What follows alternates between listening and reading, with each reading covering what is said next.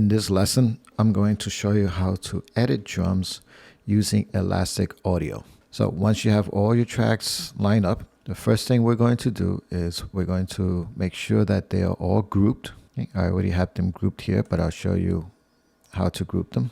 You select all the tracks,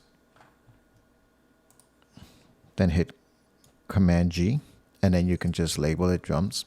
For me, I go to global and I make sure that everything is unchecked except solo. It's just my preference, is the way I do it. I click OK, and then I make sure that everything is grouped. So if I select one track, all the tracks are selected. You can see that everything is grouped. So I'm going to just hit Z twice, and we are ready to edit these drums. So once that's grouped, then the next thing I'm going to do is I'm going to switch to Elastic Audio. And the way you do that here is by going to any of these tracks, and you're going to see this section right here. It says Elastic Audio. Click on it, and I tend to use polyphonic. I'm going to click polyphonic, and over here you can see that it's processing. Depending on how fast your computer is, that's how fast it'll process. All right. So then now the next step is to change the waveform view. So I'm going to go here to waveform, and I am going to click analysis. And you notice that nothing really happens, just changes the colors. But if you zoom in, you're going to see that it already analyzed where all the transients are. Then the next step is we need to go to warp and create two anchor points, one at the beginning of the song and one at the end of the song. So first I'm going to go over here, and I double click, and you'll see that it created an anchor point. And then I will go to the end of the song, which is around here. And then I'm going to double click, and now there's an anchor point there. That's very important. If not, then this is not going to work.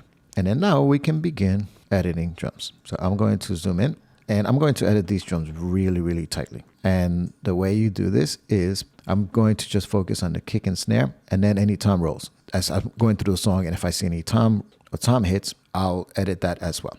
Here is my first kick, and I'm going to go down here to the bottom half of this track until you see these two little arrows. I'm going to click and hold, and then I'm going to slide it until it snaps. And I have my grid in 16th. Okay, you can have it in 8th if you want. Let's keep it at 8th for now, because this is, if I'm going to just play this for a second, let me play here. Okay, so an 8th beat will work. When you see a drum roll like tom rolled here, I'll switch to 16th note, and I'll show you why I do that in a second. So now what happened here is snap right on the grid. Then I'll go to the next hit, click and hold, snap it, click and hold, snap it. And as you can see, this is much more efficient. And because the drummer is really good, you're gonna notice that the hits are pretty spot on. So you're not gonna hear any artifacts or any weird like stretching of the audio.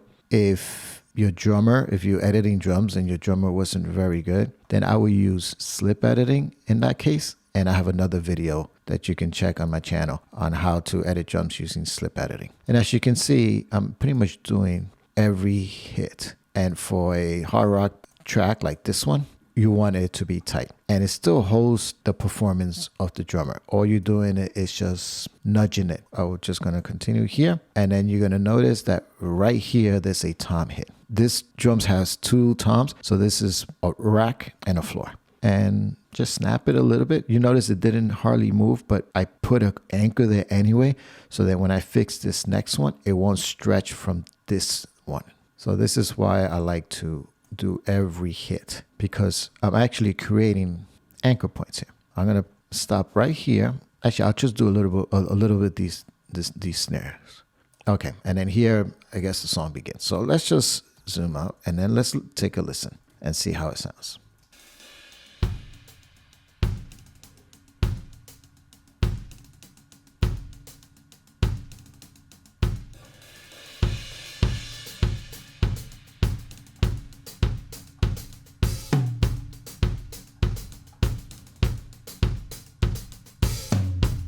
I missed that hit, so I can just quickly fix it.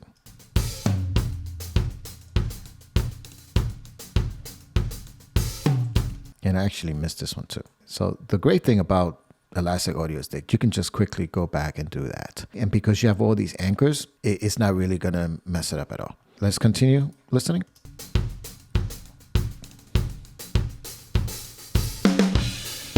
Perfect. And the great thing about editing drums this way is that, let's say that you need to pause or you need to step away, maybe continue the next day or something. When you open up the Pro Tools, you'll know exactly where you left off. Because if I zoom out, then I know, see, I left off right here. So now let's continue. I'm not going to do the whole song, but here, because the snares are introduced, I'm going to do a little bit over here. And then I'll show you how I do drum rolls. So let's just continue. And you can see here, this is a rhythm track where the drummer is hitting the kick and the snare at the same time. So he's flamming. In this case, what I do is I tend to favor the snare. So I'm just going to use the snare. And then I'll just go to the kick, snare, kick, snare, and so forth. And I'll just continue. And as you can see, this is much faster than slip editing. And it sounds just as good, maybe even better, because you don't have to do any crossfades or anything like that. And there's less steps involved. It's much faster. Okay, so here you see like a snare roll. In this case, now I switch to 16th so I can see these snare hits, and then I'll just fix them. Go back to this, and then I'll just go back to 8th. And let's take a listen. Awesome. That sounds so good. All right. And then we just continue. And within maybe 10, 20 minutes, depending how fast you go, this will be done. And then what I tend to do as I'm editing these drums, after I finish tracking, I edit. So I'll tell the band either go out for lunch or take a break because we just had a really long drum tracking session. And I'll stay back. I'll edit drums, and then I'll continue the recording process. So then everyone that records after the drums is recording to a tightly grid drum track, which makes a ton of difference. Here, you can see that there's 2 snare hits here.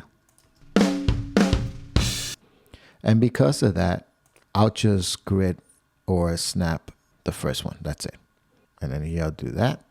Snap this. Okay, so there I messed up because the drums or the kick right here will fall on the 16th note. So I have to just do that, switch it, and there. Let's listen. Awesome. Very cool. If it doesn't bother you with the 16th notes grid, it's just more lines, then that's fine. You can leave it. Let's leave it for this next part. So as you can see, it's much easier, I think. And then in the show notes, I provide a link to download these exact drum tracks so that you can download them for free. And then you can practice. And you can practice Elastic Audio or you can practice slip editing. But if you learn how to do that and you just want to use these drum tracks just to practice, then that's perfect. That's why they're there. That's why I'm providing this, to help you practice editing drums and to really get better at this. I'm going to do this drum roll here, and then I'm gonna stop. Let's take a listen and see what's going on. All right, cool. So right here, I'll edit that. Okay, that I'll probably leave, and I'll just snap this one. Here's a tom roll. He hits this twice. I think he hits this 3 times. And then he hits a kick, and then the snare twice. And then there's a long pause, and then here, see how late he is? A lot of drummers, they tend to do this when they do a roll or fill.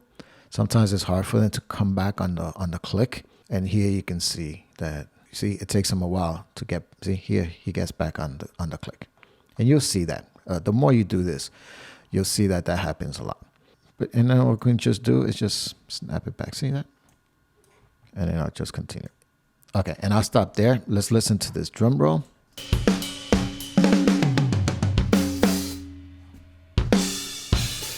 Perfect.